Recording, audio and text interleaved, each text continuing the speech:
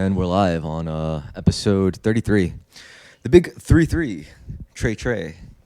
Good evening, everybody. And we got Chris back with us. Hello, Chris. I guess technically, I thought this would be the last. I thought last episode would be the last episode of the year, but this is going to be technically, I guess, the last episode we recorded the year. And what a time as we reflect on the past year of 2022. 2022 in review. Oh, let's see. It was a wild year for me, at least. I went through transitional phases in multiple areas of my life. I went from working from an office to working from home. That's pretty fucking sick. You've been on that tip already for like a minute, right? Yeah, I was doing that even pre-pandemic. Yeah, and it's like, it's so sick. I definitely prefer it. I don't want to work in an office ever again.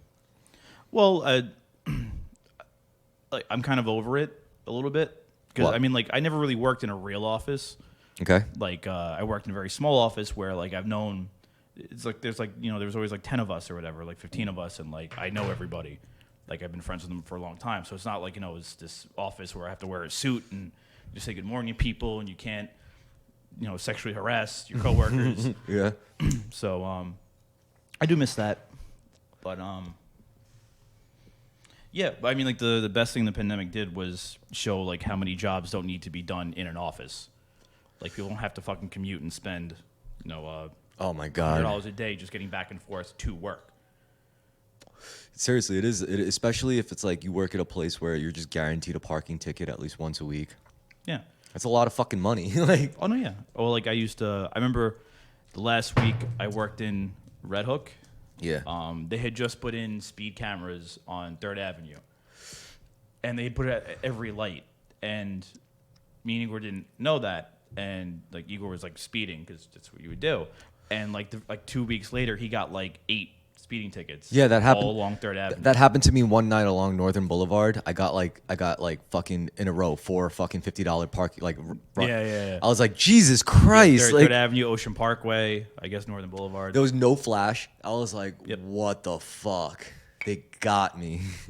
And my dad was like, oh, get the Waze app. And I was like, all right, I'll get to it. Like,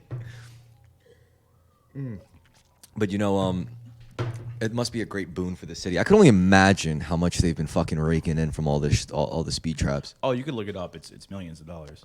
They can't not do it anymore because it's too much. You know what's funny though? Despite that, I was talking about this like a couple of days ago. I was like, this city, New York City, is headed into the shitter because like Yeah. our infrastructure, it's past the point of no return. We cannot fix that without crippling the city. All right, let me give you one example. You know the triple cantilever thing along the BQE? Oh yeah, that can never has to constantly be band-aided for the No, rest of time. You can't. we're past that now. Now it's like guaranteed failure, which is why they had to cut off a whole lane. And the only way to fix that, it's going to take like possibly years. You know, like, so think about it this way. That's the only major interstate artery that goes through those boroughs that's able to connect like 3 ways in between like whatever. Like, Yeah, that's 278. That goes from Jersey. from Jersey to like 95 to So- Jersey to Staten Island to Brooklyn to Queens to Manhattan to the Bronx eventually. Like, yeah, like that is a major expressway. Yo, so think about like the implications of shutting that down, even for like They can't. they can't because that literally freezes the city. Like, imagine one delivery for a truck.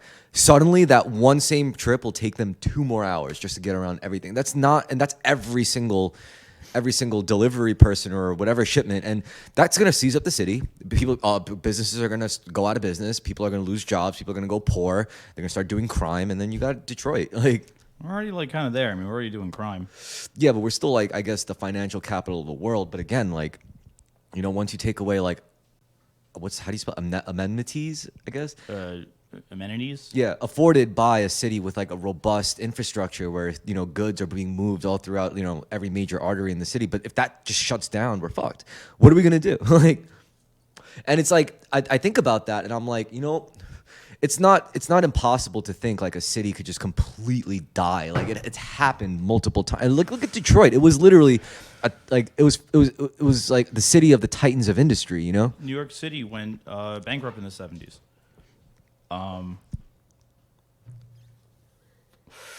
the city actually begged the federal government for bailout money, and they said no. That's why, like in the '70s, like it was like that's when like New York was at the height of like its like shittiness Yeah. because the city was bankrupt. But at the same token, it's still not the same because at least they still had a functioning infrastructure that kept up with their demand. Like our demand is so high and our infrastructure is like so shitty. Dude, you do know that like, we have like our wiring and pipes and stuff are like 800 years old almost. Like it's ridiculous. There's some of them are still some pipes are still made out of wood. Wood. It's literally made out of wood. I'm like, there's no way. It's crazy. No, yeah.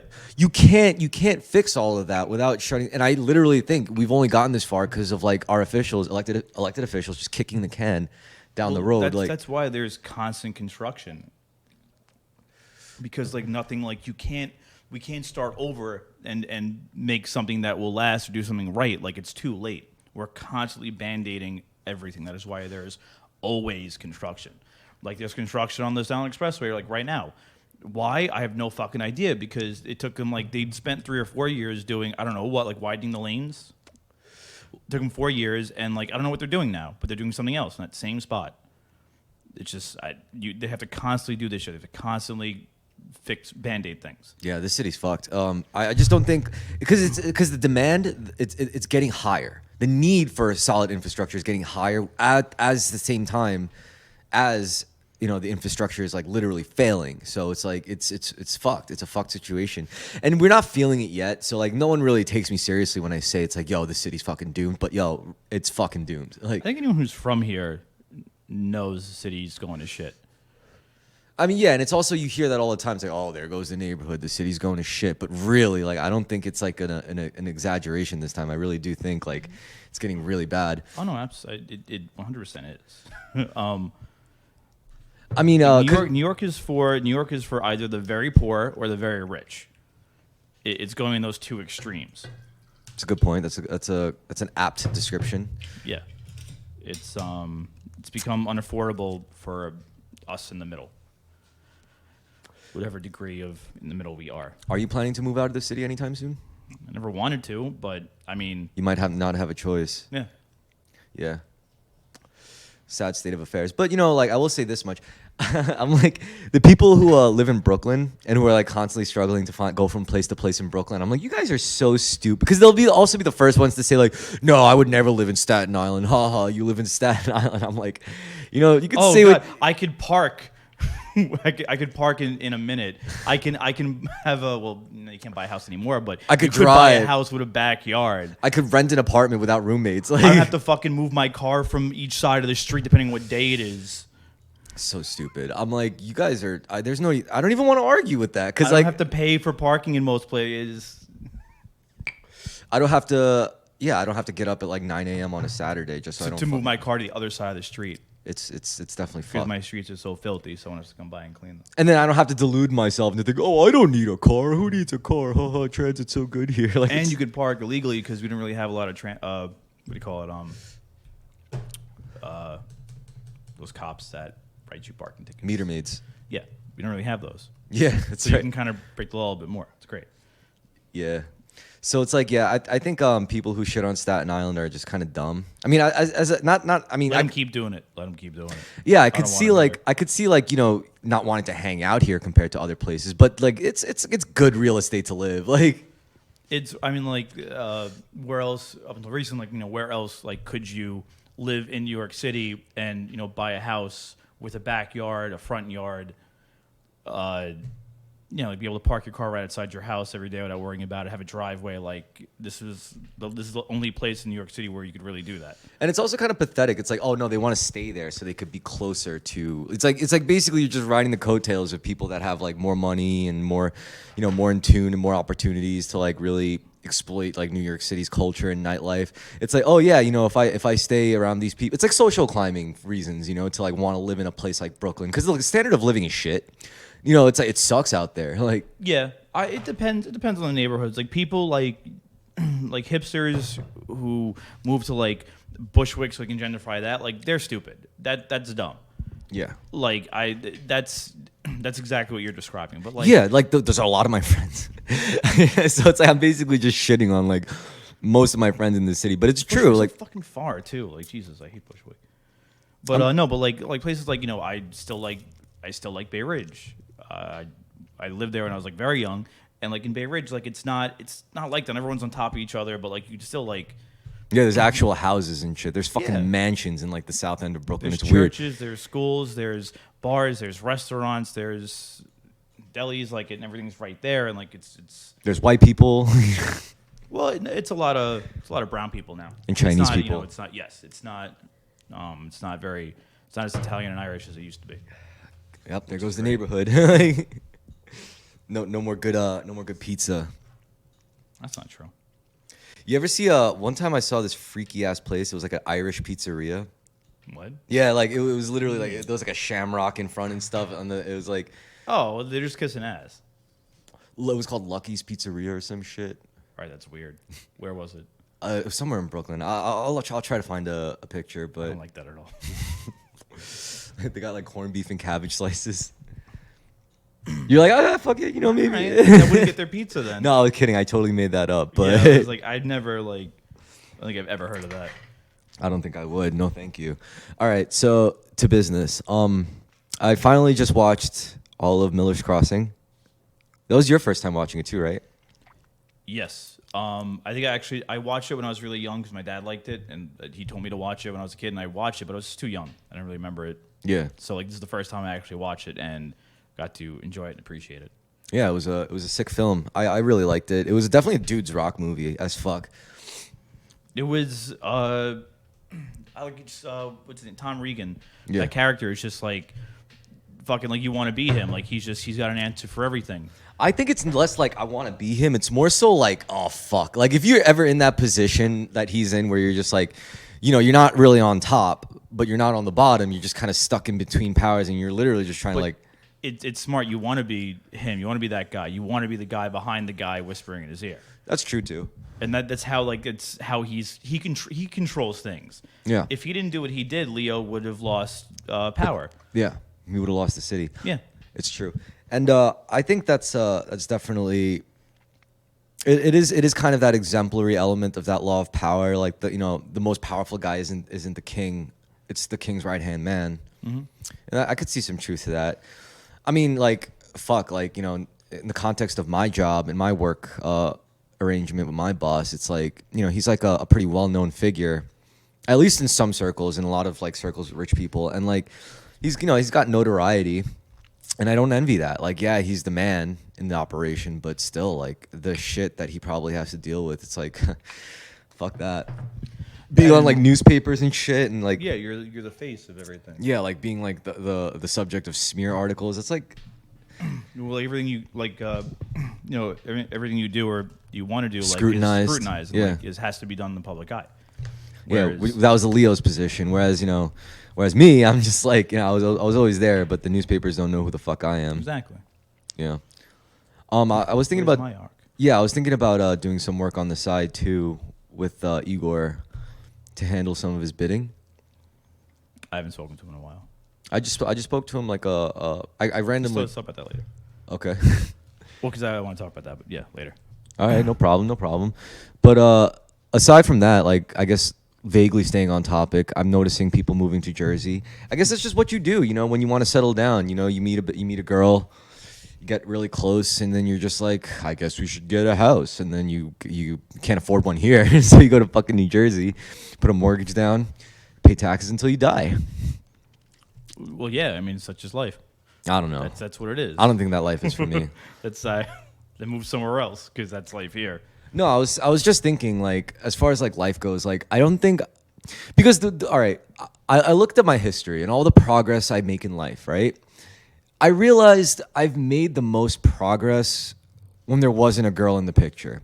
Every time I introduce a girl into my life and like that's my new life where I'm like this girl's partner, suddenly like I get not like violently derailed, but it happens gradually. Like I realize like, more and more like, oh, I'm going to sword classes less, I'm working on music less and less, and You scared me when you said violently.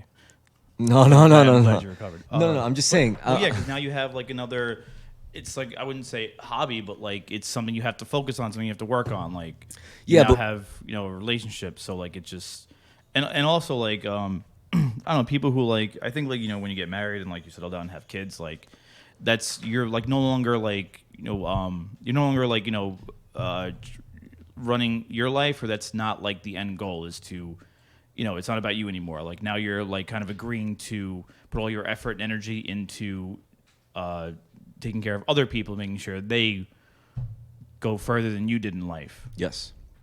So yeah, that's why I mean it's also there's the context of like at what phase you face that question in your life. Like um I'm 31 years old now, so that's like a pivotal age, you know. So at this point, it's not so much as like like oh yeah, this is just not. It's choice. It's like now I'm at a crossroad. I'm at the crossroad. Do I choose that life where it's that kind of like life of like not I don't want to say mediocrity, but relative like safety. It's the kind of same like pattern of lifestyle that you would just see in normalized like citizen living, civilian living. It's the next step. It's what you were told how life is supposed to go.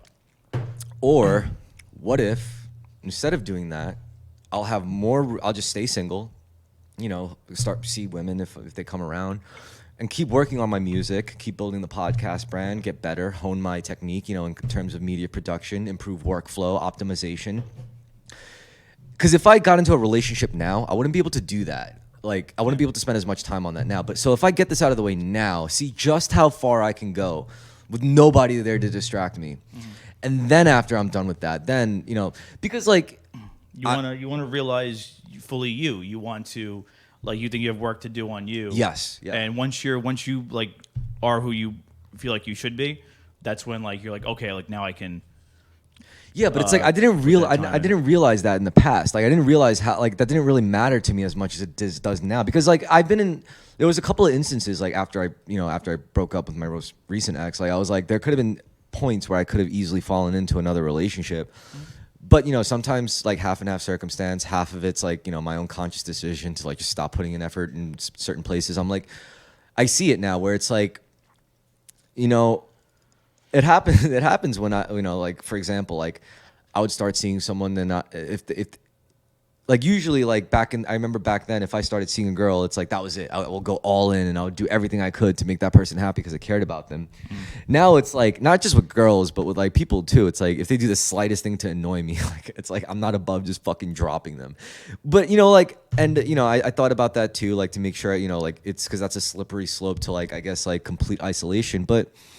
I don't think it's all purely egotistical for me because, like, I'm still a part of things that are bigger than me. I'm still a part of things that I feel subservient to, like my martial arts school. That keeps me grounded. That keeps me in a place where it's like, no matter how good I think I'm doing in the eyes of my peers, no matter who I cut off because I think they're pieces of shit and they're just dragging me down, I'm still going to be, I'm never going to be number one and top thing and the most important thing in every aspect of my life. Like I said, I'm part of things that are bigger than me. So. Mm-hmm. That's always gonna like I think keep me grounded. So it's like that gives me a little more just like vindication in terms of like no, I just don't want to hang around you because you really do just make shitty fucking decisions and like like you're just you're very inconsiderate or something like this. And it's like I also feel more vindicated because I don't try to change them after the fact. I'm like, dude, I just don't want to be a part of this. Like you go be yourself and like just away from me. So it's like. Well, I mean that's how I feel about that exact subject, and I feel like that. Goes hand in hand with just getting older. Like, fuck, like I don't like, like why I don't want to suffer fools. Like, why should I? I'm too old for this shit. And people who, make bad decisions, or people that I I shouldn't like hang around with that like do things that like I think are just detrimental to, my end goal or whatever. Like, yeah, just at least like happiness or like, like why, fuck it. Like if they're just I don't have patience for that anymore. Yeah, nobody should. Exactly. And like, there's no point in ever fixing people like that, especially like if they're as old as you are. Because it's just like if you've been doing it this long, like, dude, that's what I'm saying. And it gets to a point where, I guess like and it's still like oppositional in a way, because it's not like what you're describing is just like default or what we're taught, to be. What we're actually taught is to be very compassionate, is to suffer fools, because it may not be their fault that they're a fool, or they might have something going on that you should try to be more understanding. But like, that's the part where I'm like really starting to like oppose. I'm like, you know what, fuck that. Fuck you. Fuck your compassion. Yeah, it may not be their fault, but I still don't have to fucking deal with it. I think it's more impolite to humor somebody that I have no interest in, speaking to. Yeah. I'd rather I also too, like, if I'd rather someone be straight with me than just indulge me just because they feel like they have to. Yeah, that too. It's also, I mean, usually I'd never have a problem with it, and usually it's never a problem, for people. Like, I feel like generally people know where they're at. It's just you can tell it's a problem when they start talking game, like talk a big game, and usually, for example, it would be people that like. I mean, this is whether it be for music or other creative pursuits or projects, like collaborative efforts, where like you ever do a group project and it becomes clear like you're the one who actually cares the most about it, and you're the one that ended up doing all the work and carrying the team and all that shit. Yes. So stuff like that, okay? Like that is when it really bothers me. Like I couldn't give a fuck less if someone's like, whatever, as arrogant or whatever way they are, or however bad decisions they make. Like I don't care. And if you're happy and regardless, perfect, fine. Who am I to like say you're wrong about that? But like, it's when I have to count on them for something, and then their bullshit like makes it so that they don't follow through and come through and pull through when I would have pulled through. Like in that situation, it's like that's when it gets like intolerable for me. Because like I'm like, it's one thing if I'm not like counting on you for shit, but if we agree to do something together and like we kind of like now it's like we both agree it's like this is what we're gonna put into it so that we can make this work. And, that's when it's like, all right, how you are, your character actually matters then. Because if you fuck up, then I fuck up now, like.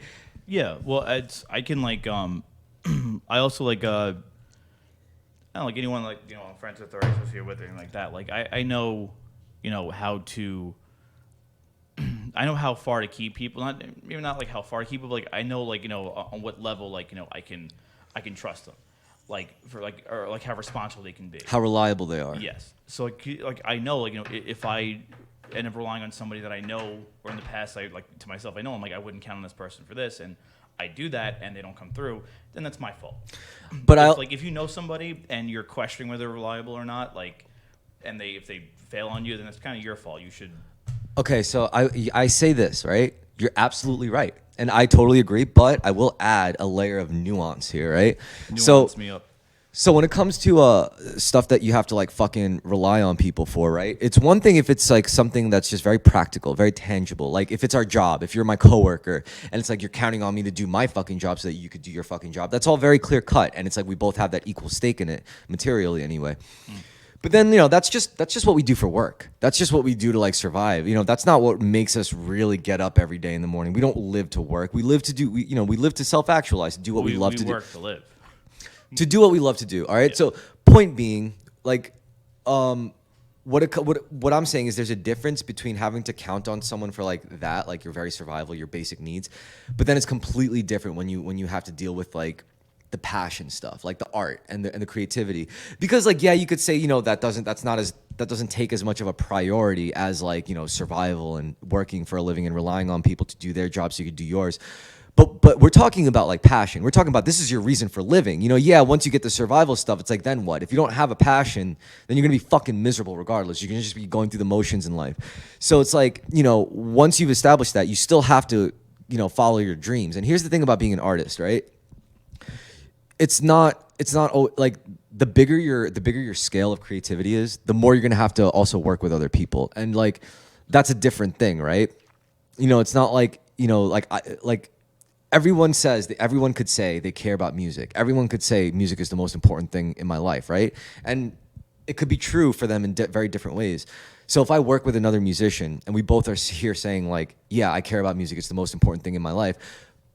But that person, it's like maybe they, just play music like once a month or twice a month or something. And Yeah. I do it like every fucking day. We could both still be right. But like if we're working together, there's like a huge discrepancy. It's like, 100%. you don't try as hard as I do at this, Yeah. and it's difficult to enforce. You can't enforce a standard here because we don't have to play music to survive. We just play music because we have to. It makes us happy, So it's like it's really hard. So it's like that's the thing, and it's like I would say, correct me if I'm wrong, but like I mean, like I think I've experienced this in just a different medium, but like like it's probably especially hard to work with people or collaborate with people in art you're passionate about. If like it's also so because, personal. Like, if no one like, it's really hard to find people that match like your passion and energy for that thing, and I imagine that's what makes it really, really difficult to work with people, but to collaborate with people. Well, that's why I fucking gave up on ever having to like do a like being in a band. Like fuck that. Like I'm so done with It sounds awful. I'm so fucking done with that. It Like sounds terrible. fuck that. And I realize it's like I shouldn't do that. I shouldn't go for that because I don't have to. Like if I could, me alone, I could like make more sounds than a 4-piece band could put together. So I'm like, dude, like why? Like why am I doing that? And it's like I don't need it. So it's like I realize like I'm not really just a musician, that plays for music. Like I'm a producer. I don't just like make music. I make music happen. Like I put the music together. Like I don't just play like one element of it. I put the whole shit together and the distribution. So it's like it's been working well for me. And that's also another like vindicating feeling. It's like, you see more success like doing shit on your own than working with others, and like that kind of tells you something. It kind of like it's like an ego boost. You're like, fuck. Well, yeah. They all really did suck, and it wasn't me. Like it was all you guys. And a lot of times too, like it's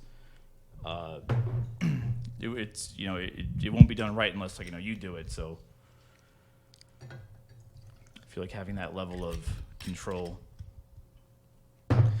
Yeah, and it's like if you don't do it, you end up. I mean, if you. Rambling. Yeah, I mean, if you don't keep yourself in check, if you don't check yourself, you got to make sure you could riggedy wreck yourself. You just gotta make sure you're a man of ethics. That's what it is. Yeah, you start double crossing. Where's it start? Yeah, Be like, a man of ethics. Yeah, it'll be anarchy. It'll be like a jungle out there. Ethics is what separates us from the animals. Yeah. And the sheens. And like following through with your word is good ethics. I got two things. What is it? Yeah, my word and my balls. Yeah. I'm not breaking for nobody. Yeah. But see, that's like that's the criminal code. That's it. Because there's no rules. Like, you gotta have your word.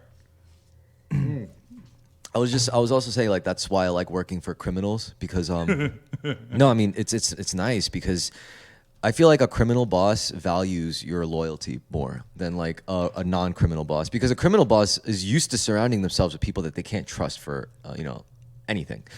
So it's like when those kinds of people have a person that they know wouldn't fuck them over, that's really valuable to them, Oh yeah, I mean, like I had my own little situation with that, where my company thought, they were feeling out how much they could trust me when our friend went to work for my company's competition. Yeah.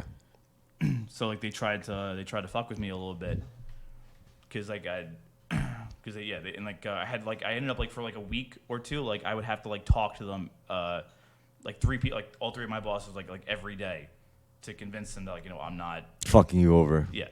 That's terrible. Oh, it was really annoying, and like that's how I actually got it to stop, and I think that's why like they do trust me and believe me. Like I finally was like, I'm like, dude, I'm like this, I'm like, you've never given me a reason like to fuck you over, but like you treat me like an asshole. I like it's can you you're hurting me, like I don't want to keep working for you if like this is how you're gonna be. Like I will leave if you're gonna stop doing this. And also there's another thing I said, where it's like to end all this, I was like what can I do for you, like to ease your mind, like what can I do, because like all you've been doing is thinking about what you guys can do. Yeah. So what I would have been, I would have just straight up been like, yo, if I wanted to fuck, that's my favorite line. It's like, if I wanted to fuck you over, I would have done so a long time ago. And then tell them exactly how I would have done it.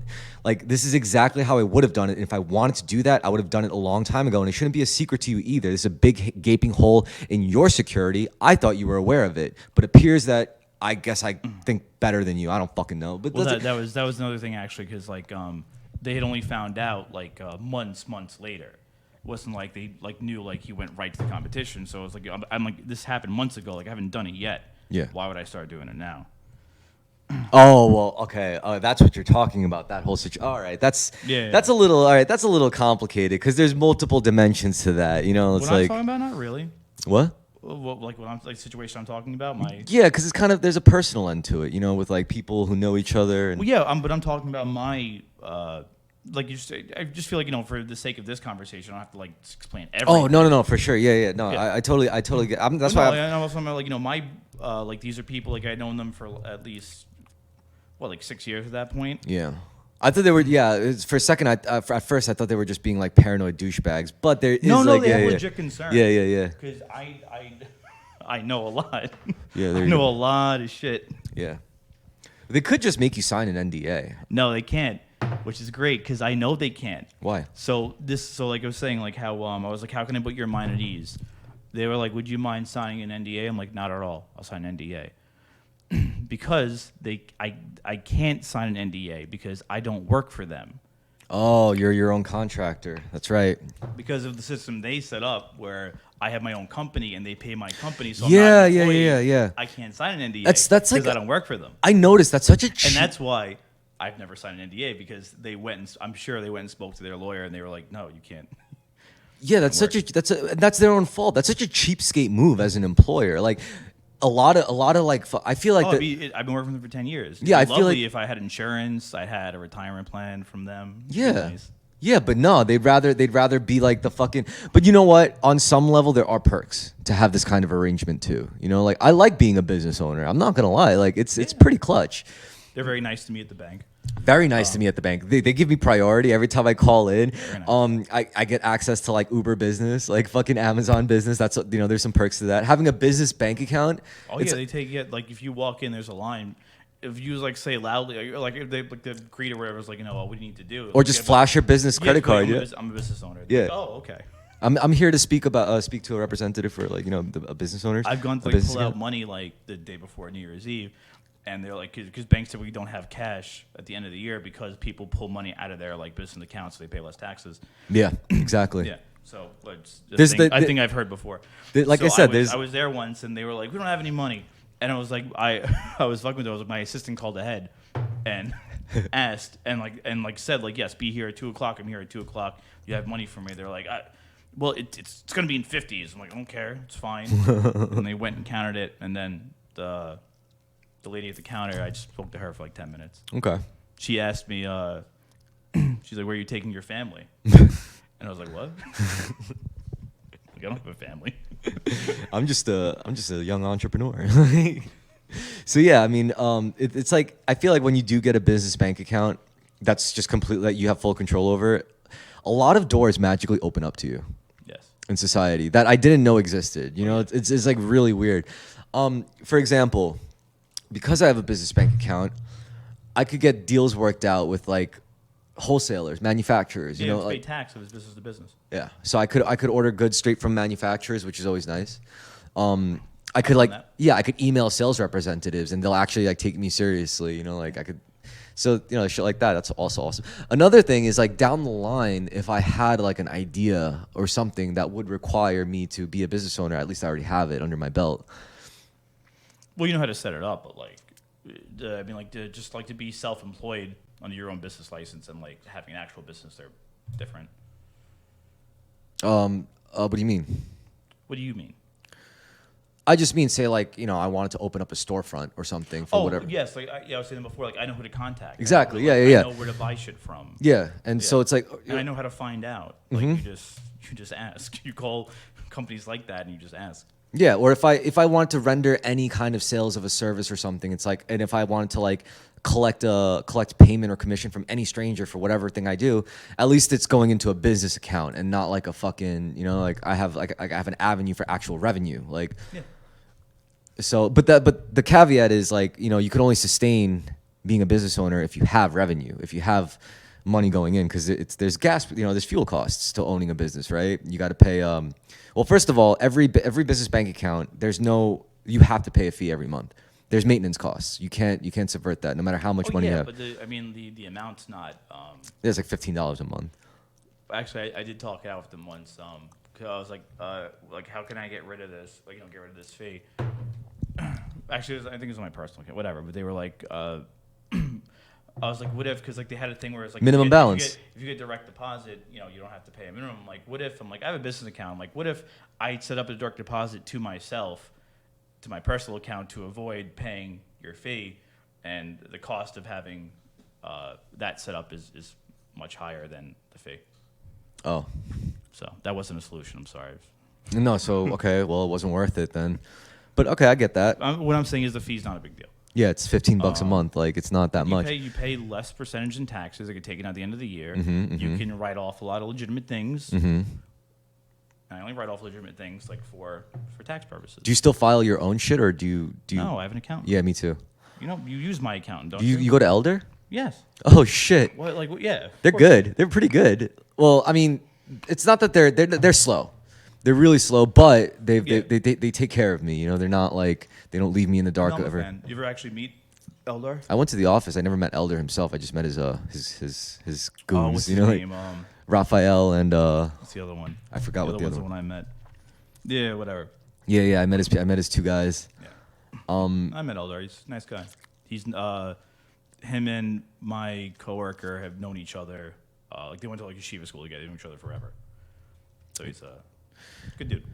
Yeah, that's another thing. And also, like, you know, I realize, like, it's also being at this age, you know, we're just like grown up shit, right? But like in the same, it's like, it's funny, it's being at this age, like one minute you're talking about like opening up a business bank account, and the next minute you're talking about, oh yeah, last night I did like a shitload of blow in like a dive bar bathroom, and I watched like a guy take a shit in the sink. Man, and you know, it's like we got, you know, some, like one of my friend got into a fight and then he ended up getting arrested. You know, stupid shit like that. To have no kids and be in your early 30s, it's just fucking like this is really weird.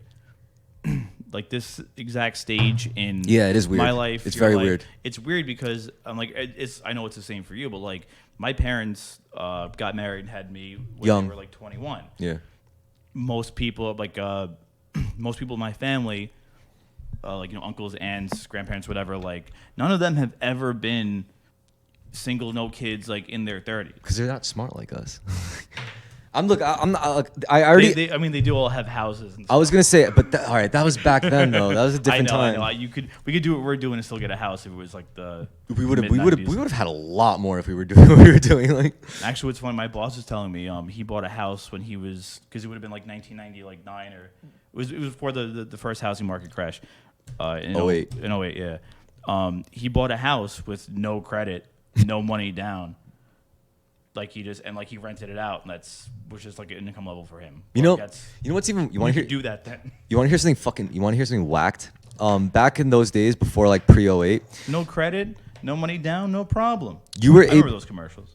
You were able to open up a savings account, right? And back then, savings account had a lot more like robust returns, you know, annual interest returns. Oh yeah, it was an actual number. So what you would do. It was a whole number. So what you would do is you take out a loan, and back in the day they were giving out like really, I wouldn't even. It's like, I would say, all right, if they give you an actual number for like your interest on a savings account, it's like the interest on a loan they would give you is barely a number, you know. So it's like you see where I'm going with this. You take out a loan, you park it in your savings account, and then, you know, like the actual the amount of interest you get outweighs the amount you have to pay on your loan. So it's like that's what people were doing. And, you know, needless to say, like shit like that was probably the reason why we had a fucking crash in the first place. Oh, well, no, it's exactly why we had a crash. Yeah. And I'm pissed because I never got my fucking shot at that. I know. It would have been bullshit. It sounds fun, right? It's like, yo, you're telling me I could have opened up a savings account, take out a loan, just park the loan in the savings account, and make money doing I could that? have bought a house like 10 years ago, and I would have paid my bills and been fine. Yeah. and I'd have something, I would own something. Well, it wasn't just '08. It was also the whole .com thing. That did a lot. That did a lot of shit. The .com bubble. Yeah, but that was before '08, wasn't it? It was right before 9/11. Yes. Strange. Well, yeah, like it actually usually coincides with the AOL Time Warner merger. Yeah. But, I will say this much. The .com bubble did produce winners. Fucking, like... I don't know, man. WCW went out of business because of the AOL Time Warner Well, merger. fuck WCW. Who the fuck gives a shit about WCW? They sucked. What did they have? They had fucking... They had Big Papa Pump, Scott Steiner. They had Booker T. They Booker had T. Diamond Dallas Page. They had Kevin Nash. They had Rey Mysterio. They still have Rey Mysterio. I'm trying to think 2001. Chris Kanyon. Yeah. They had Shane Lance McMahon. Storm. Well, the whole thing. Yeah. But, the Goldberg. Ugh, Goldberg. He was like the Dollar Tree Stone Cold. No, they're two very different people. Two very different wrestlers. Two very different characters. Stone Cold was still the coolest wrestler, in my opinion, of all Stone time. Cold's my favorite ever. He was the best. Oh, He was yeah. he was the coolest dude. Yeah. Why do you think I drink now? Because I've always wanted to be Stone Cold. Well, I have a problem with authority. Why do I work a job where I don't have somebody breathing over my neck because it's Stone Cold Steve Austin? Why do you think I call people candy ass? Because it's Stone Cold Steve Austin. That's a really gay thing to call someone too. It's like, oh yeah, you fucking candy It ass. was the 90s. You couldn't exactly curse on TV. I'm gonna kick your candy ass. You could say ass. I think at one point in the late 90s, they changed the law. I think you could say bitch. You couldn't say bitch twice in an hour. There used to be more rules to that. You could say certain swear words at a certain time at night, but never more than X amount of times within a certain time period. Yo, I just realized that's such a good policy for myself to use the word bitch, because it's not just something I could just whip out all the time. It's a really bad look sometimes. But I could tell myself, I'll only use the word bitch between the hours of 7 p.m. and 7 a.m. Between those 12 hours, I could refer to women as bitch. Anytime outside of those hours, it's not happening. That's exercising some a little bit of self-control. That's healthy either way. Yeah, but it's also compartmentalization could drive you fucking insane. Well, because literally. you're gonna find that you want to say bitch constantly, like those hours that aren't in your allowed hours. Yeah, but it's I'm still conditioned to I'm conditioned to go in school for certain hours where I can't do certain things, and then when I'm out of school, then I can do whatever I want. I remember not swearing around. I still do for work purposes. I don't curse when I'm working to customers, but otherwise I don't think about what I'm going to say. Yeah. I don't know if I could be conditioned to do that. You know what I will say? I don't think any of our friend group growing up, you could call us a lot of things, and we were bad about a lot of things, but I don't think we were ever politically incorrect. No. We were we wouldn't be defined as really racist or fucking sexist or homophobic. We were we were very liberal about shit. At least politically and democratic. We fucking. I always feel that way. I always said too. We set shit on fire. Yeah, we stole shit. Yeah, we broke shit. And yeah, we violated people's personal spaces. People on fire for their religious beliefs. Yeah. We did it just because it was fun. We weren't trying. We weren't hateful. I always say this. We were just bored. I always say this because we were kids. You just fucking call everything gay, but you never call a gay person gay. We had It's an insult. And it's not like I ever had criticisms about being gay. I just thought it was kind of funny. I didn't think it was bad. I didn't think it was evil. That's not it's not a detriment to your character. It's not something to pick on somebody for. Dude, that guy's gay. It's oh great. Now I can make fun of him for no one's ever. And I didn't think about this until I actually talk to other people from different circumstances, what they were when they were, and I was like, Jesus Christ, you guys, I thought we were bad, but it turns out we were just irresponsible. You people were bad. You guys are. It's we would go out and we would get drunk and drive on the interstate and go find Mexicans and beat them up. What the fuck is wrong with you? You fucking assholes. A friend of mine, I was at a bar, and one of the bartenders that I know, he didn't really know, walked by or whatever, and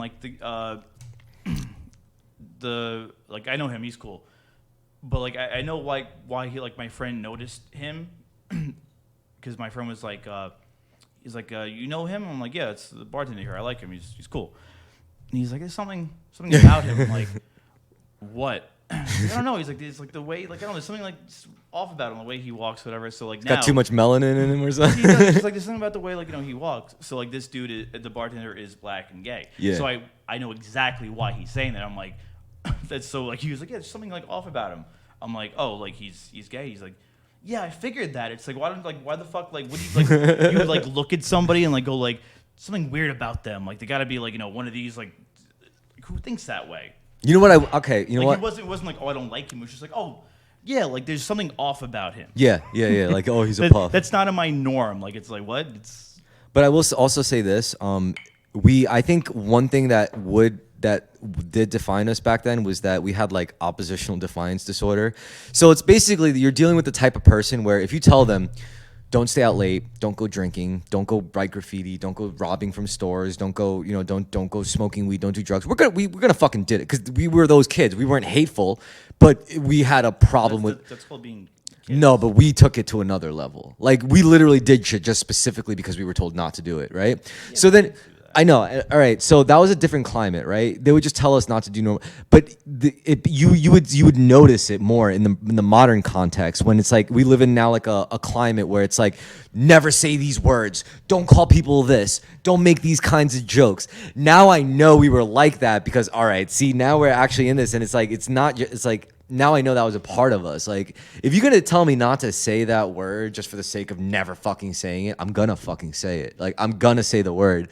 Like, just because like I have to. Because like, first of all, it goes against my principles. You can't fucking tell me not to say a word and put so much power into it. That's like literally, you might as well just like put a gun to my face and say like, give me your favorite T-shirt or give me your shit. It's like, well. All right, so I understand, like language shouldn't be limited because once you start controlling, words that people can or can't use, you start limiting their ability to express themselves. Okay. And once you can't, and once you can't express yourself, like now, like your thoughts don't even go in that direction because you don't know how to convey what you're thinking to other people. But I get that, and I agree with that with a lot of things, and I don't think words. And like, by the way, there's no word that's illegal to say. In the United States, there are groups of words that are illegal to say. There's, like I'm going to kill the president. Well, that's a threat, and like so, it's not that it's not that it's illegal for you to say that because like you saw a sketch where someone said that. Because he's like, it's all right for me to say that because I wasn't actually saying that I'm going to do it. I was just saying that it's not okay to say it. Like. But what we have is there are consequences to saying certain words. In a certain cadence and meaning in a certain way. And that's the proper way of things. There should always be consequences for what you want to say. So people who argue that they should be able to use racial slurs. Okay, but in real life, the way it works is you use a racial slur in real life, you get punched in the face. That's why you don't do it. Yes, you deal with the consequences of your actions. So like on the internet, you say the N-word and suddenly you lose your fucking job. And I'm not saying that's better or worse or that's right or wrong. Okay, I'm just saying let's establish that it's different. It's not quite the same things at stake, right? And I'm not saying there's more or less at stake. What I am saying the shade is different in terms of how like that punishment is doled out. You know what it is like. I think everybody is because we all have them. Everyone's entitled to a bad day, but the problem now a lot is that your bad day. That's not even my problem with it. But I'll continue. Yeah. Well, like you're talking about like how much under a microscope we all are like. With things well, because I'm saying in one route you get punched in the face, you call it a day, whatever, it ends there. Yeah. But on the other hand. It doesn't just end with racial slurs because if you could do that with racial slurs, that means you could do that with other things too. It's like, all right, so you also can't say this. You can't make fun of fat people now. You can't. Not that I want to make fun of fat people. I'm just throwing because you could name. You could use, it's like where does it end? I agree. I am not. I am not a Republican. Because like if you saw me in real life and you see me call someone like the hard R N-word, yeah, you probably feel compelled to punch me in the face. But if you see me make a fat joke, are you really gonna fucking feel like the same compulsion to punch me in the face? Because like that's and a little where does the justification for that come from? Like that's a problem with the way politics and the left in this country are going. It's just going too far. Yeah. People feel too like they're just going to that extreme, that super left extreme. Yeah. And it's it's getting to the point where like yeah, like it's people are using that like as justification for things. And that's another thing I don't like is the distinguish. It's like how people label like that kind of sensibility. Why do people need labels? No. I'm saying like I don't like how they automatically label that as left. Like political correctness is not fucking left. It's really not. Because if like, dude, I know communists. I've talked to real hardcore communists. Those people. That's left. I know, but those people are anything but politically correct. Those people, like the hardcore commies, they don't like gays.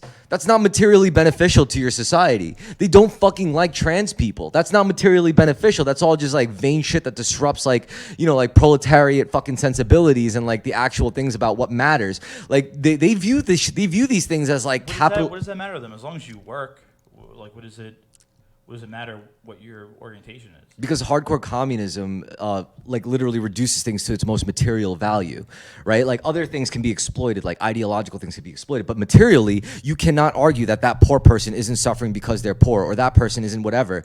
So like a communist would argue, it's like you notice how like the poor people can't afford to come out as gay, and the people who are living comfortable gay ass lives are like upper middle class fucking liberals and shit. Like what does that tell you? It tells you that it's a fucking vanity thing, and there is like a class element to getting to be openly gay. You know what it's like being gay in the Black Hood, like in an actual like fucking lower income neighborhood. Like they'll kill you for that shit just because you're a puff and you're a fucking victim.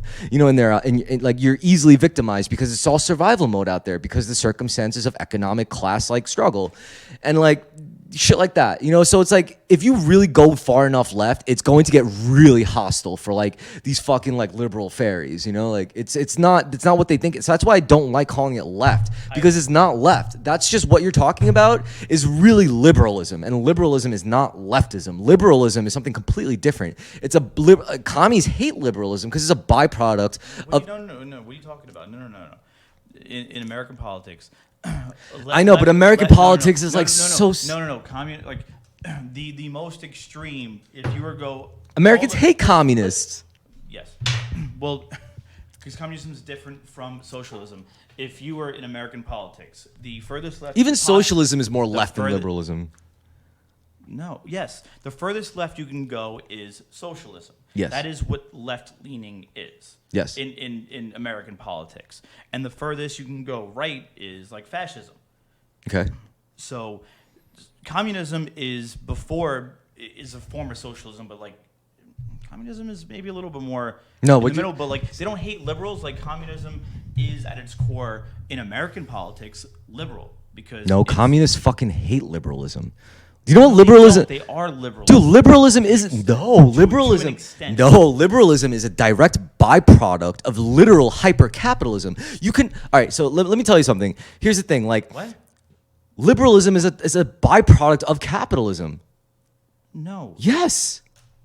Liberalism is a word that describes a certain type of politics. The byproduct of democracy. Let's call it the democratic regime is liberalism. That's what democracy is pretty much creating. That would. And democracy is not communist. It's not. Democracy is literally enabled by capitalism. You can't have democracy without capitalism. That is not the far left. There are different.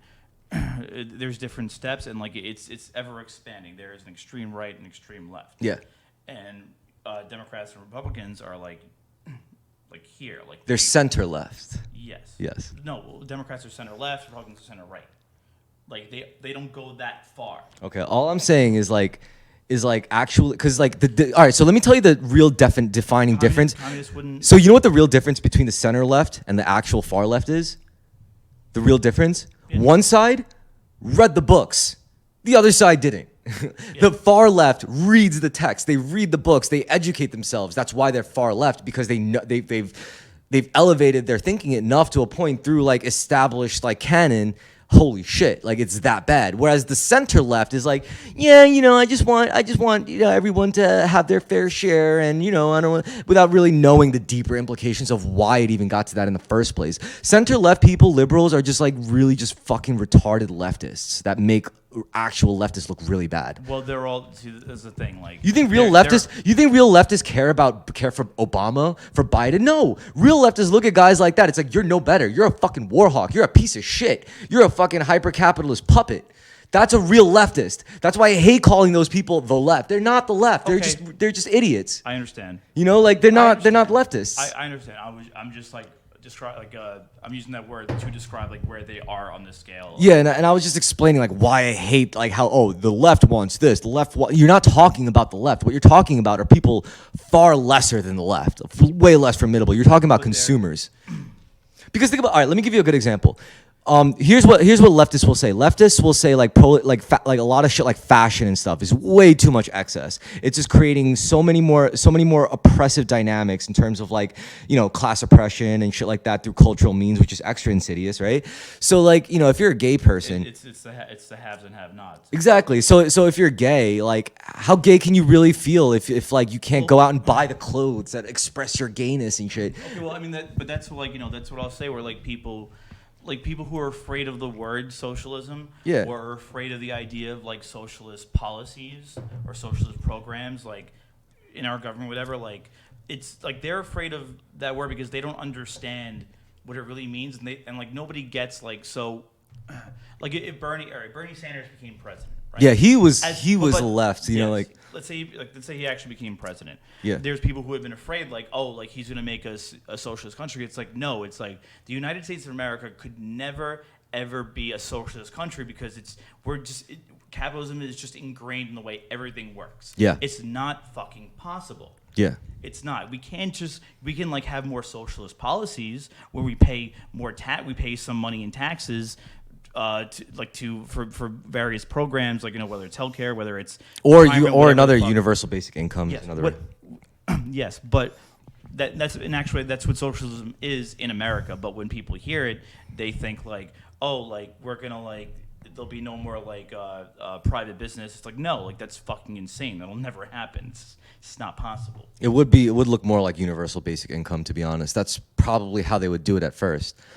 It's not possible. The United States would have to take control of every major corporation's that's what do you call it, whatever, like centered like here in the United States. Well, it has to happen because what will happen is Not possible. one corporation is going to discover a way to make production so efficient where if the government does not step in, they will effectively rule the entire country, if not the world. So there's going to be a point where it's like We've reached that point. What are you talking about? A lot of conglomerates like they basically run the entire world. Like, yeah, but we still need like idiots to do our shitty jobs. well, yeah. But So what as long I'm as saying that's is, still like, our reality, there's always going to be that struggle, you know? oh no, yeah, like that's the thing. We need them and they need us. They need us to buy their shit, and we need them for jobs. You saw The Expanse, not yet, right? I see the expense. Okay, so you get the gist. It's like it's that sci-fi show that's better than Star Trek. Oh, that's right. Oh, that's not possible. So there's like three factions. There's Earth, the asteroid belter colonizer, the colony people, and then Mars. So like Earth is that's 2 episodes of Star Trek Enterprise, by the way. yeah. Go on. So like Earth is there in their future, most of the people don't really work because they're in like a post-scarcity society.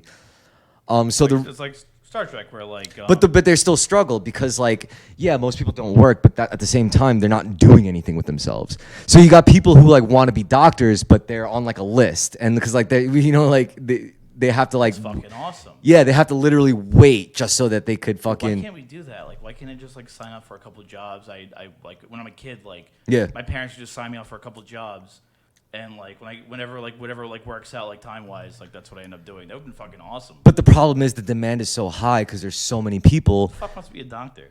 I'm just saying, like you get Money doesn't matter. Who wants to be a doctor? I'm sorry, go on. no. I'm just saying you get to a point. you just get to a point where it's like I would rather be a ditch digger if money doesn't matter. it was more so it was more so there were not enough people to teach. There were not enough people to train all the people who wanted to do the things that they wanted to do. Okay. So there weren't. So you basically had like most of the population just doing nothing on Earth, and so they became like these fucking like what do you call it? Apathetic, nihilistic douchebags that just happen to be really powerful because they're the root of humanity in the whole galaxy and all that shit. That's why you meant Starfleet. Mm-hmm. And dedicate your life to exploring the new universe. Well, you could literally watch The Expanse as if it's just a prequel to Star Trek. That's literally, you could literally view it like that, and it still works. That would be Star Trek Enterprise. Yeah, but it's better than Enterprise. Star Trek Enterprise was really awful. It's not the worst thing. It got It started getting really good. it got sandbagged. Well, the first season's like the worst thing I think I've ever seen. Oh wait, I thought we were talking about Discovery. I was thinking about Discovery. Oh yeah, I have no interest in watching that. Yeah. I think I'll watch I haven't watched any Picard. Yeah. Because my aunt and my dad, like, two people who like love Star Trek and like have always like tried to get me to watch it. Like they're not interested. They don't like it. But in the last season, they're gonna put the entire TNG crew in, which they should have done from the get-go. Tell your dad to watch The Expanse so that you don't have to watch it. Then if your dad could watch it, then he could tell you it's like, oh, it's really good. you know. Yeah. Then I have to watch Band of Brothers, which is really good. You didn't see Band of Brothers yet? No, but like, it's not because I've watched some of it. I watched a couple episodes, and it is good. Mm-hmm. I like it, but my dad has been obsessed for like the last like 20 years with World War II stuff. Oh yeah, it's cool. It is cool and it's interesting. I like history. I like stuff. That's like where that. that's where a But, modern like, intelligence was made in that war. You know, like I agree, but I'm so scared of the CIA. I think the CIA, out of everything in the world, the CIA scares me the most. if you can control information, I mean, It's just the more I learn about them, usually the more I learn about something, the less scarier it becomes because I understand it. The more I learn about the CIA, the more scarier they become. Like, dude, this isn't. we'll let you learn about them. I'm just saying. All right, another thing I was talking about, like CIA like spy movies now compared to spy movies back then. I look at it all as propaganda, right? So I was saying how like CIA propaganda back then seems more like we don't do anything wrong. Whereas like now the CIA propaganda is like, you better be scared, to be honest. Ooh, no, I got you. Actually, my dad showed me this movie. I really like it. Not a lot of people know it. I think it's really good. It's called Flight of the Condor. I saw that with Woody you saw it? with Woody Harrelson. No, Robert Redford. Oh wait, no, I was thinking about a different movie. Yeah, it's from like late 70s, early 80s, probably late 70s. That's Yeah. when he was doing his thing. No, I've heard of Flight of the Condor though. It's really, up there. Dude, I probably mentioned it. It's really good. So like this. Well, guy, I looked at the list of the best CIA movies and it was up there on that list. like this guy, he works for the CIA, but he just works in like some small office in his job. Oh, and he comes back to the office and everyone's dead. Yeah, And he doesn't know who's telling him the truth. Yeah. He doesn't know who killed his, like, if it was the CIA, if it was the terrorists, like, he doesn't know what's going on. It's fucking great. Yo, Ryan Reynolds had a I call it a soft reboot of that kind of story. It was Ryan Reynolds and Denzel. And Denzel was like a hotshot old veteran CIA agent, and Ryan Reynolds was just, like this new guy, not new guy, but youngish junior officer. Training day with the CIA. Yeah, so Denzel was like he went rogue or something. So they brought him in, and then he was in like the interrogation, and then Ryan Reynolds was there to look after him, and like they were in a CIA safe house, and then it gets raided, and everyone ends up dead. So it's just him, and it's like. It's one of those cool stories, It's like I like it. I love intelligence stories because it's really like that's what I love about that story. It's just like who do you trust? It's the most thrilling shit. Because we're talking about because he works for the people who run our country, the government, yeah, and would they lie to me? But if something got out and they didn't want it to get out, wouldn't they just kill everybody involved? And dude, you sign up for this. If you work for them, you sign up for that possibility. You're not your person. If you're smart, you sign up for that possibility. But otherwise, it's just an office job. Yo, but you don't get that job unless you're smart. That's the problem with the CIA. You just have to be squeaky clean. It depends. No, not just they don't. Because the thing is, it depends what job. They find you. You don't find them. You don't go. That's not true. Well, I mean, yeah, like if you're a janitor or something, like whatever. Well, no, I mean like. They don't find. It's not like fucking what's section 38. Or so whatever basically, what I know, what you're saying is like the CIA has their own accountants. They have their own lawyers. They have their own. They probably have their own graphic designers. I get it. The CIA is a shop not just full of like spooks. Yes, you can. I don't think you can just. Go online and fill out an application to be a CIA undercover spy. That's kind of what I was alluding to as well. But yeah, you're right too. They don't all just do spooky jobs. Yeah. I get that. People do get recruited. What's his name? In Catch Me If You Can, Frank Abagnale. Oh yeah. He got he ended up working for like The FBI. FBI, yeah. Like and things like that. Like if you are a person of interest and like you're really good with intelligence handling and all that stuff, like yeah, then they might recruit you. But I feel like otherwise, there is probably a very certain career trajectory you have to take to be in that position with the CIA. True. And you also I don't know, it's like it is kind of like it's a scary calling, you know, like because the stakes are so high, you know, even if it's like a regular day job, like at any given time it could just all go tits up, and it's like again, that's what you signed up for. Even if you are like a lowly little accountant for the CIA, like even then, like you could just end up at the wrong. That's why I like that movie a lot. Yeah, exactly. You know, it's like his job is like almost nothing. It's just he's in charge of looking for propaganda. Yeah. Which is also a crazy thing to think about. Like his job is just to skim for propaganda and they're not like insane like fucking like neurotic like crazy people. They're just normal dudes. They're just like talking about it as if they're talking about their favorite show.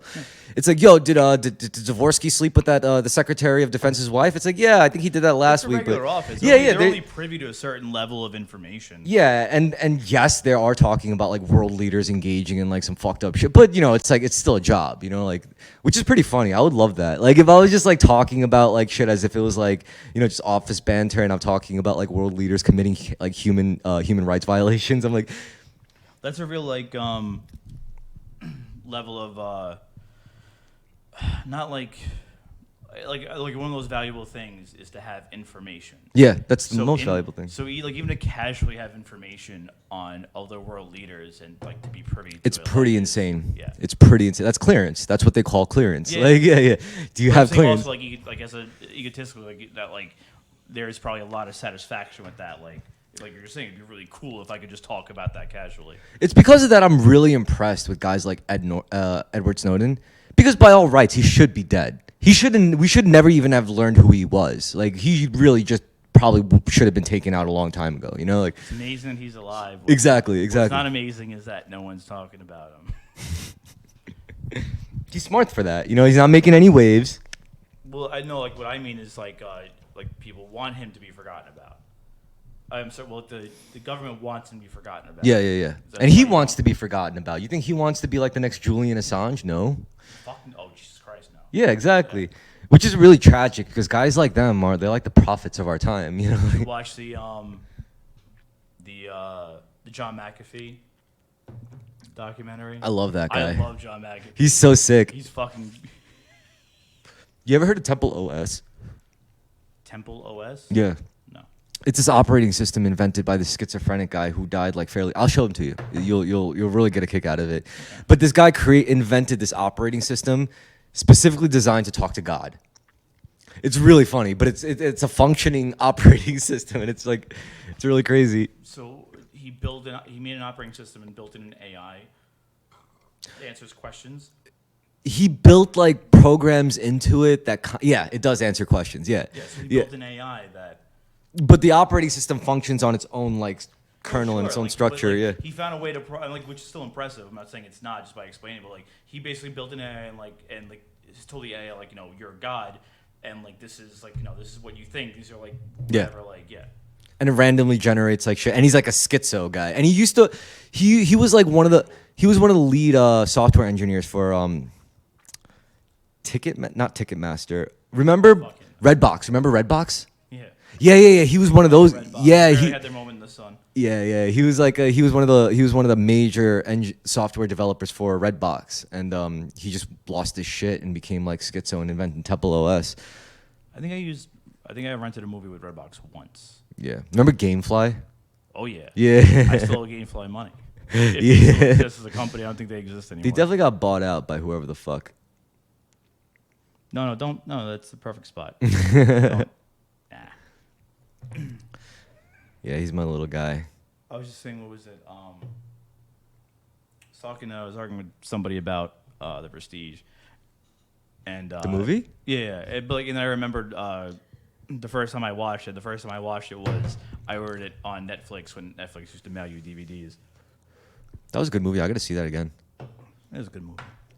It was kind of cheesy though. The twist was a little cheesy. I was like, okay, I guess I'm gonna suspend all of my disbelief. Like, the movie, like, all right, I'm not a Christopher Nolan fan. I like 3 of his movies. Yeah. And just about everything else he's done, I think are awful. Yeah, he's But- not a good director, to be honest. No, he's not. But he sets everything up properly in The Prestige.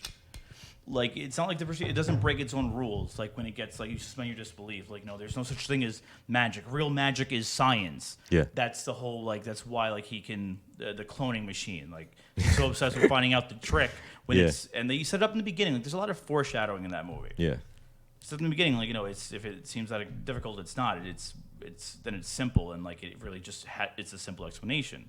Christian Bale's character has a twin, whereas Hugh Jackman goes. You had to go through. He literally had to have Nikola Tesla invent a Die machine over and over where again. He can clone himself, but he dies like in the process.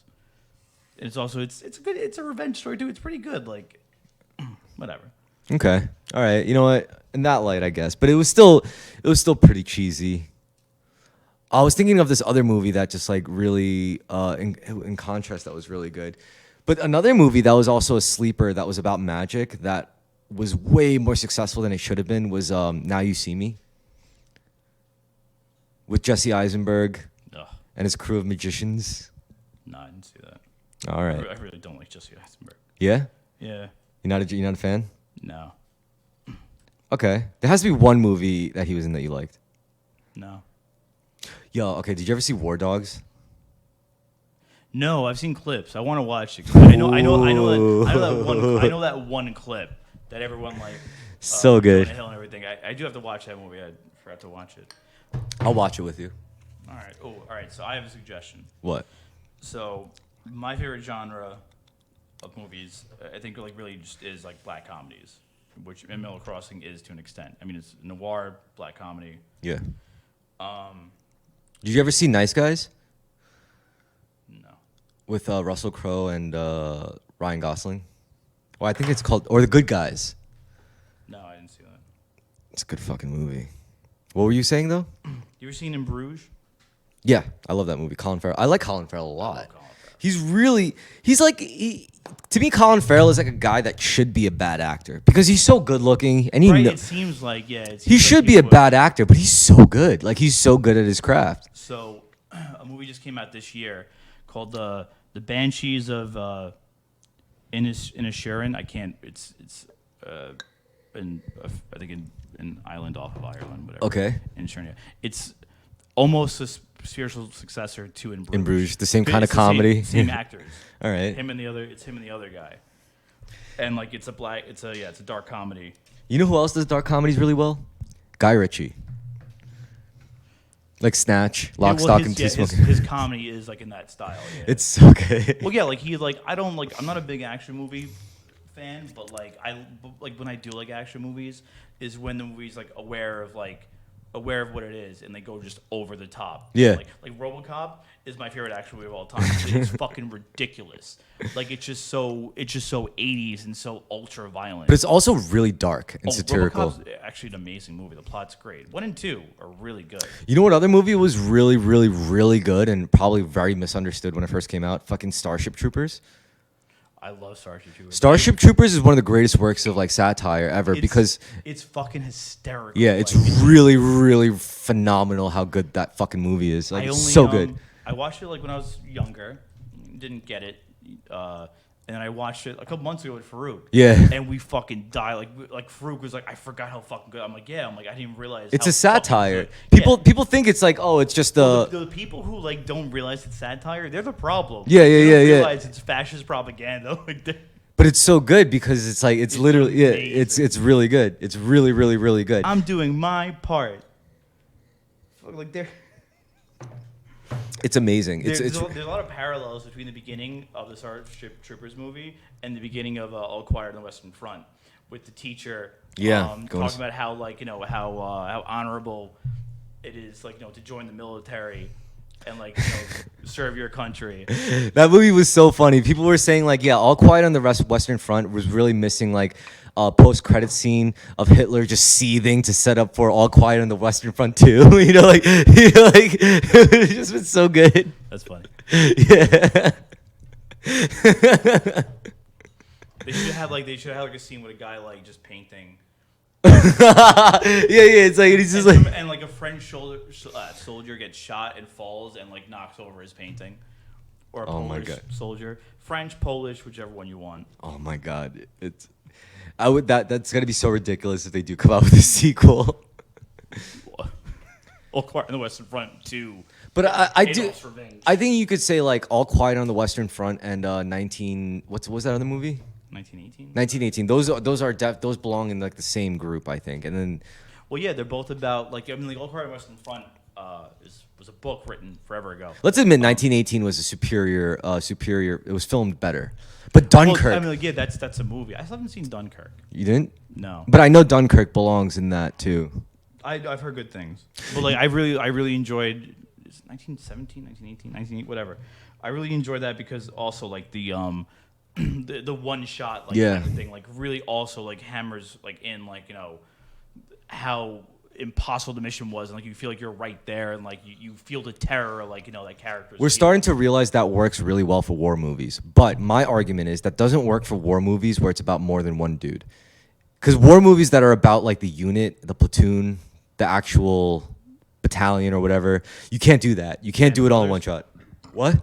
Band of Brothers. Or Saving Private Ryan, or even Supposed to be good. I think even the I've Vietnam seen it. movies. The Vietnam movies were generally. I mean, yeah, they followed a main protagonist, but even that was focusing a lot more on the crew than just that one guy. That's how movies work. Like you can't, if like commercially like, if a studio like feels like a movie shouldn't be over 2 hours, almost rarely ever over 2.5 hours. It's really hard to develop several characters and tell their stories and then write a cohesive story that like the average person like can pay attention to. But the format that like the chasing the one shot, the specifically following that one, I think that would work for Vietnam. I think that would work for a Vietnam movie. What do you mean? Oh, that one shot? Yeah. That long shot thing? Like the way All Quiet on the Western Front. All Quiet on the Western Front didn't do the one shot thing, but it still kind of did that like intense like following the harrowing journey of just what it's like to be one guy. I think that would work for Vietnam, to be honest.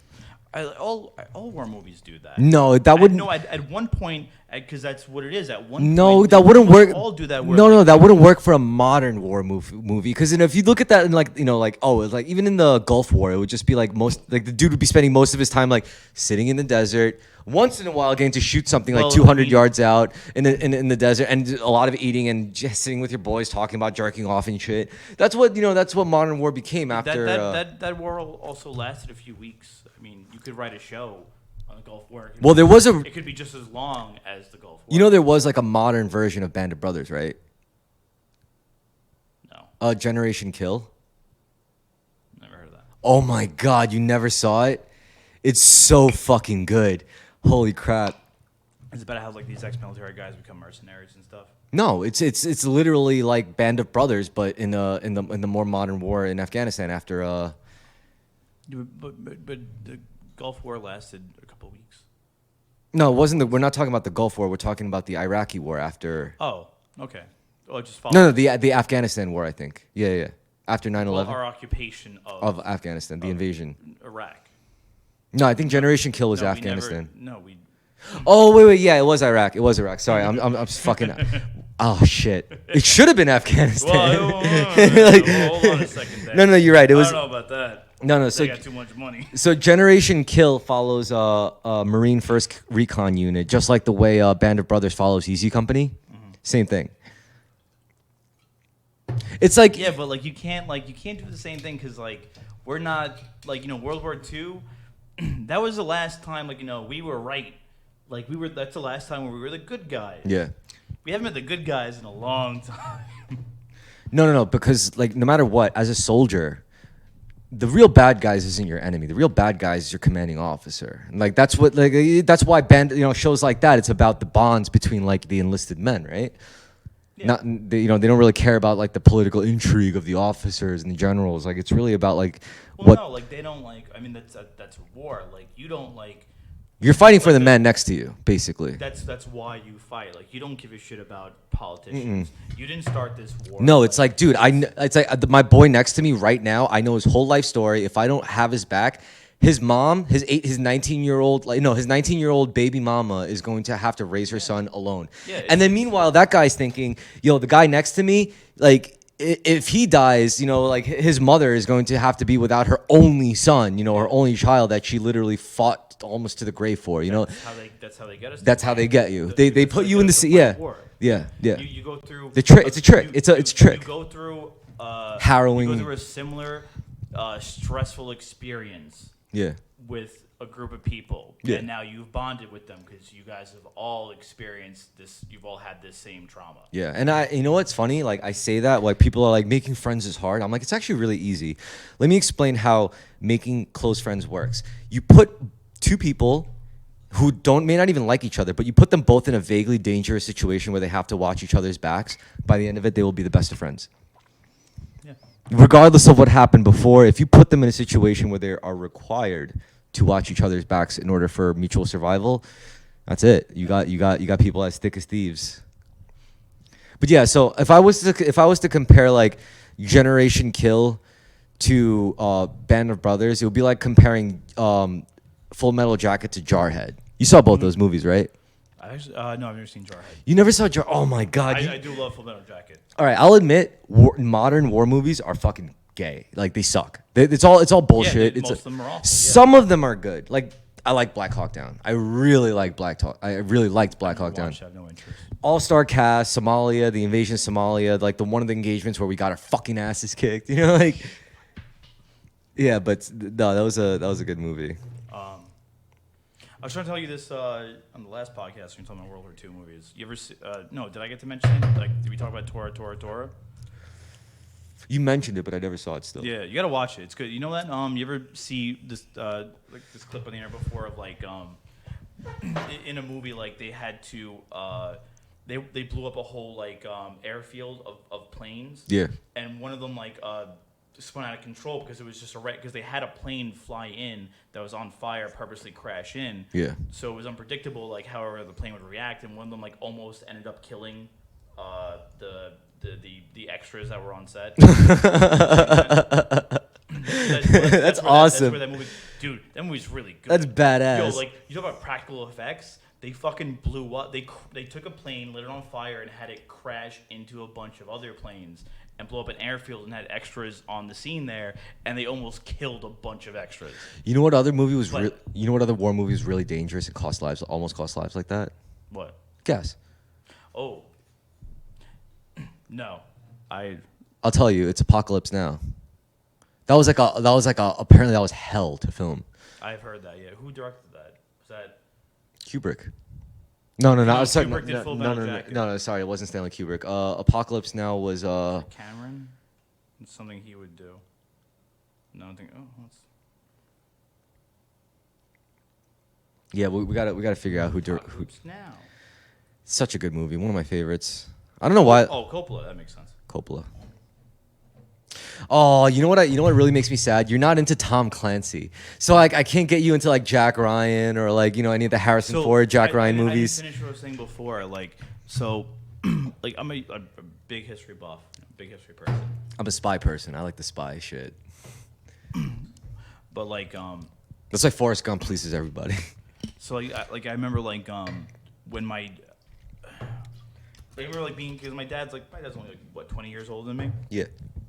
So I remember when he started getting into like World War II stuff. Yeah. Reading it, watching it, talking about it all the fucking time, and I like associate that with like him like getting old, and that's like that's my dad's thing. He loves World War II shit. So I like a lot of time all he does is suggest like a lot of that shit, and like I just it's not really fair. There's no real reason to it, but like I just refuse to watch the World War II shit he tells me to watch. Okay.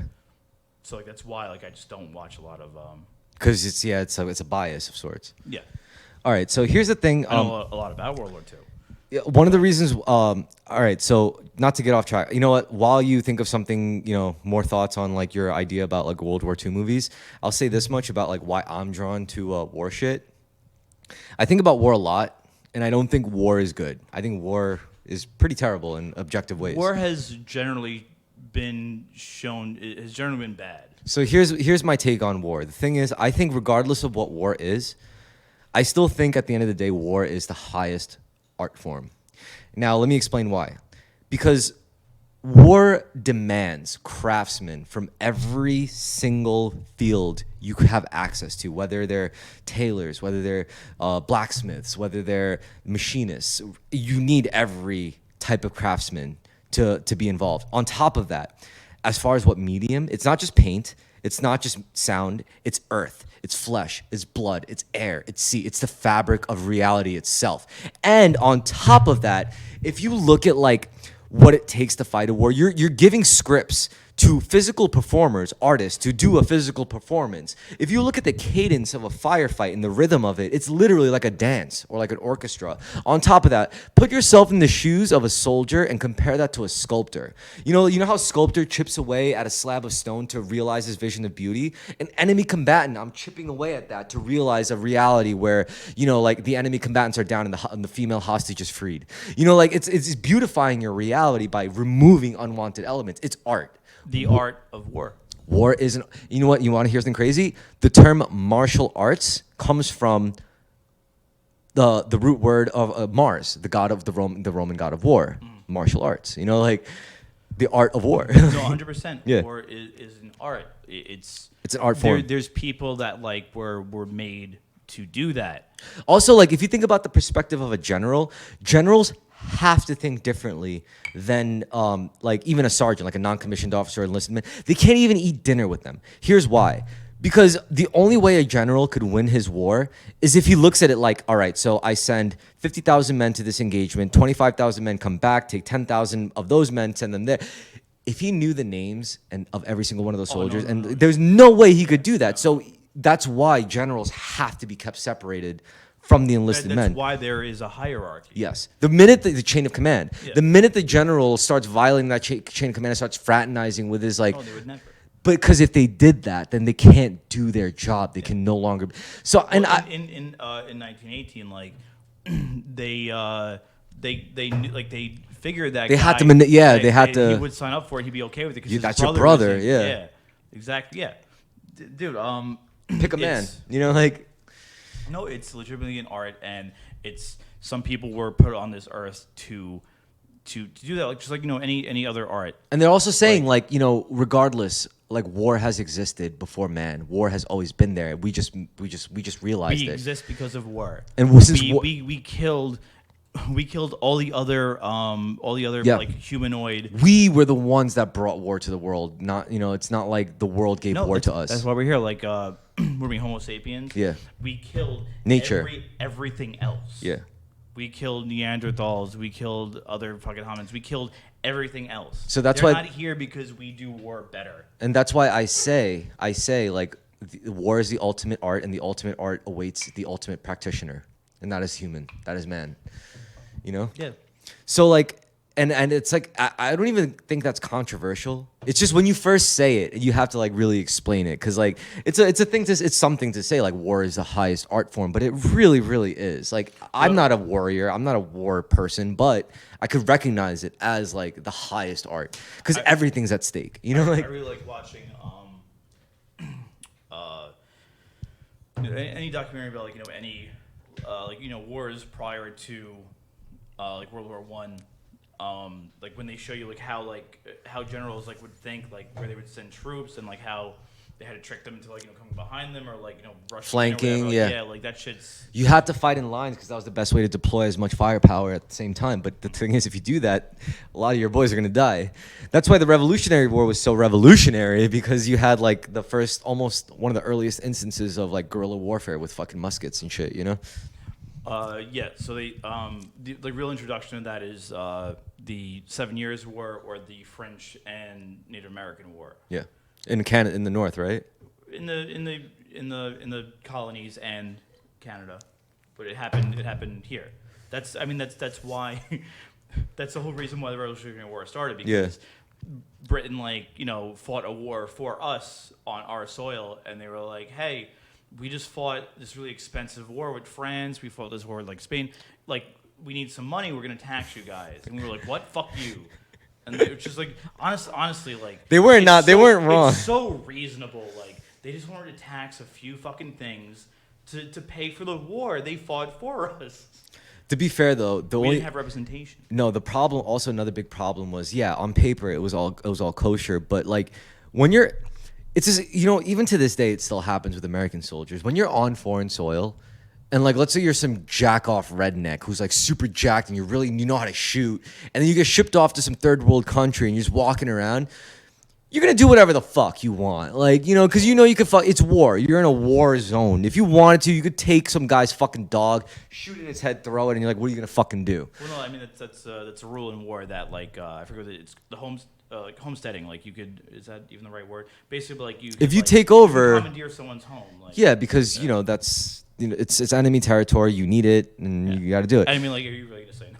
And that's the thing. Like what the British people. The British soldiers at the time that were like, on the grounds, they were just going a little too far with that shit. Like they're, Brits? yeah. They're not. I mean, as far as going too far with, as far as their soldiers going too far, I would say they are like the least of like any. They're probably the worst example of that. Like, so I really like. Maybe you know what the problem is. I watch too much propaganda. Like you ever see The Patriot with Mel Gibson? That movie is fucking terrible. It is terrible. Do you know in that movie, there is a scene where the British actually, I like how you're like, that movie is dude, terrible. So it like this is real. Like the British like promised black slaves that if they enlisted on the British behalf, they would be freed. Which is real. They actually did that in the Revolutionary War. The British did that. There's a scene in The Patriot where there's black slaves reading that. And like Mel Gibson's there or whatever, they read it and they turn back. You can't like, read. They were no. Well, that would be way more accurate, unfortunately. But they were like we don't care. We're fighting for our freedom here. Like there was a scene in that fucking movie where slaves go, we don't care if they free us. We're gonna keep being slaves. That's pretty and awful. Fight for you. That's pretty because awful. This is America. That is fucking terrible. That movie is awful. But to be fair, and That movie is specifically, really bad. that guy was already freed. He was already a free man. Who? The black guy. No.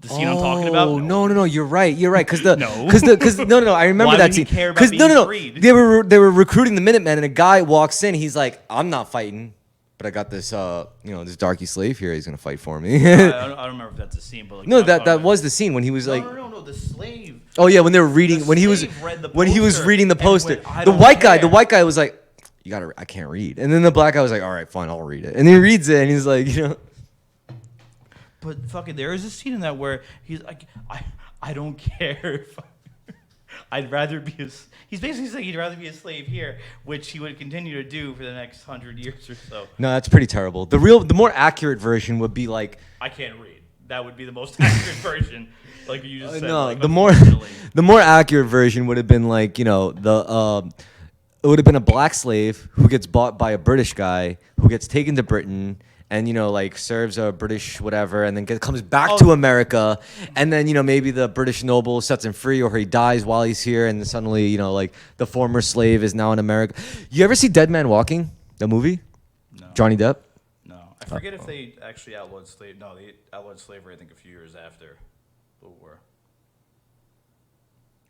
Dead Man Walking. No, fucking slavery. Yeah, I mean, I have a lot to say about slavery. Holy shit. I have one thing to say about slavery. It's bad. Yeah, it's bad, but the Talmud does not forbid it. What? The Talmud does not forbid slavery. Did you know that? No. So the Talmud does not forbid slavery. I think common sense forbids slavery. No, seriously, the Jews have a very interesting take on slavery. So for them, slavery is not forbidden anywhere in their religious text, but if you do have a slave, you have to give them the opportunity to buy themselves out of their slavery. I believe generally, like even, no, I'm not even gonna go there. I'm not gonna say that. I felt like, yeah, there's no proof of that. I'm like, you could, like, no, No, that's written. That's written in their scripture. Like they literally no, say. I'm not denying that. I'm just saying, like in slavery here. Like, I'm pretty sure. Oh no, we didn't like American slavery back in like post pre-Civil War era. Like that was purely like slavery. Like If your master was a nice person, they'd be like, oh sure, you could buy your like yeah, but otherwise. yeah, but usually your massa was a guy who who at the end of the day had a mansion, to run. This is a Christian country. Yeah, we're not a Jewish country, but back in those days, there were Jews. There were Jewish plantation owners. There were Jewish plantation owners who owned slaves. Sure, why not? I mean, yeah. Yeah, no, I mean, like, it just, yeah, why not? Yeah. It wasn't, it's just that, like, Christians especially, I think it's just. It's very ironic. Yeah, Christians should. It's very ironic for Christians to own slaves. Because for Jews, it makes sense. It's very convenient. Yeah, the Jews are such an ancient race, ancient culture. They were like, they had slaves. It's our turn. Yeah. You were slaves. You were slaves. Yeah. Have you heard about? But you're right. If there's one religion that should not tolerate slavery, it is Christianity. Like that is a little ironic. You're right. You're right. All of the Catholics, I think, could have a little more room to tolerate that shit. Slavery? Yeah. Oh no, I mean they went with slavery too. I mean, it's hard to because obviously we know more about American slavery. Like that is the most recent example of slavery. But like when you read about medieval times, you don't really read about slaves, but there were slaves. It wasn't like people had slaves. It's just that we don't have a lot of examples of serfs and regular people. I think in medieval times you didn't even have to call them slaves. It was more so it doesn't matter who you are. If you're a Dane. And we're the British, and we come into your village and we slaughter everyone, and you're around. We're gonna use you. You're not one of us. You either own land or you didn't. Yeah, and that's pretty much. That's exactly. Everyone was either a slave or a noble. Like who you were didn't really matter whether you were a slave or not. You were still living in pig shit. Like, but it was understandable that if you fought a war with another country and won that war, you get to take their shit. Yeah. Yeah, and you had to sell people into slavery. That was a very normal thing. Mm-hmm. That's why peasants would rather fight the wars than be a victim to them. They were like peasants didn't fight wars. It was the knights or whatever in the military class. That was a separate class. Mm-hmm. They had the fucking poor and the serfs didn't do that. You were trained to be in the military. Yeah, but who did they employ? All the pikemen and shit. Well, yeah, but it's not like they would draft serfs and stuff like that. You would you had to you wouldn't be drafted and then trained and then thrown in. You would have spent a lot of your life doing that. And actually, a lot of them would have came from more nobler classes. Maybe. It was a privilege to be able to fight in wars because you're probably gonna die a horrible death, but if you didn't die, you get to take and rape whatever you wanted. Yeah. That you, and if you did die, you died honorably. And so your family would get relatively, it's true. So it's there's no reason not to do it. Yeah. That's also a huge thing in a lot of ancient armies. Yeah. How originally the Roman army they were all trained for that. They were all part of the noble class, whatever. They were their own. Well, they were, yeah. They were Roman the citizens. warrior class. Whereas by medieval times, it got a little disorganized and shitty and corporate. That was medieval times. I think was the birth of corporations. I think that was because if you look at the modern company now, a modern corporation, they're all little kingdoms. They're all business cults, right? Well, yeah, but I mean, kingdoms existed before medieval times. You had I get what you're saying. I feel the government. You had your serfs. You had the landowners. I feel the government replaced the church, and the corporations replaced the government. Yeah, 100%. Yeah. Well, who does? I mean, in medieval times, who did what's the one entity? It was the church, the Pope. The Pope ran everything. And now, who do politicians answer to? They answer to the corporations that give them money. Yeah, you know what? I've always liked medieval stories and movies because to me that I mean, specifically about the Crusades, because that was when I think like people first, like Europeans, white people first, Western society first got the idea of what enterprise truly meant. Like we're talking about a new world. Yes, some of us are going to fight for a god. Some of us are going to fight just to kill people. Some of us are going to fight because we want land out there in the new in the Middle East. You know, some of us want to have a place in Jerusalem, because that's what they said. Like you know, if you're like a lowly peasant in France, you could go and fight in the Crusades, claim a land, and you could be like a noble in Jerusalem, in the Holy Land, you know, and that was such a thing. And it was also like a bigger deal because, you know, before then, it was kings fighting kings, nobles fighting nobles over like the same square of This Europe. was religion versus religion. Exactly, it's God fighting God. You know, it's like that was bigger game. You know, so it's like everyone was able And to. a nobler cause. Yeah, everyone was able to go under that. They're like, yeah, but yeah, boy, you know, this ain't about like we're going to Jerusalem. You know, we're going to where the men speak Italian, and once we get there, we're going even further. You know, like Well, for the record, no one was speaking Italian then. Latin. But that's how they got to during the Crusades. That's how they got there. They all went from Italy, right? They went from all over Europe. No, I mean the port, like they all converged. The main port to go from Europe to the Holy Land was Italy. Italy was the main port. Well, I mean, yeah, anywhere in the the Mediterranean, like it's like there were ports out of Spain, there were ports out of True. southern France, Italy, Greece. I mean, it wasn't Greece then, but like yeah, like any connection to the Mediterranean would take you right to Jerusalem. And I know this because I play Crusader Kings a lot. I've Yo, got called to Crusade. is that like a big deal? The Crusades and Yeah, yeah. yeah, it's a pain in the ass. But you have to do it, because if you don't, Yes, then you have to do it or else you look like an asshole. also you fall behind economically because everyone else is like banking, like you're just raping and pillaging like brown people in the Middle East. No, it's not. I mean, like, it's not that honest with it. Like, the Crusades in that game is like, you know what's gonna happen eventually. So like, Oh, it's easy. so Like, it's like scripted in a way still, because no, it's not that it's scripted. Like, it's just so it's easier. It's easy to be Catholic in that game. Really? Because it's easier to be Catholic in Europe in the time periods they give you because most of Europe is Catholic. And the Pope it's was- just a tad bit easier. So if you don't want people like declaring holy wars on you, you or, gotta like, end up having to make your own church. Like, yeah. I usually do that because like what happens too is like if you're Catholic, you can't like go and like take over other Catholic countries without like permission from the Pope. That makes You need- sense, yeah. Yeah, and you need extra like proof for that. Yeah, it's good. But- That's a good system. Yeah, so I'm just saying in that game, it's just a little bit easier to be Catholic, so you have to worry about people invading you all the time because they're Catholic and it's hard for them to have a reason to invade you. So you do that, and like you always know Crusades are coming.